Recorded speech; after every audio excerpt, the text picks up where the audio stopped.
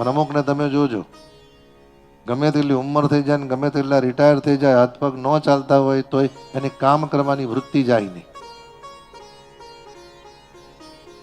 ભલે ને ગરમ ગરમ તેલ પગ પર પડે પણ ડોહી પાછી પૂરીઓ તરવા તો બેસે છે.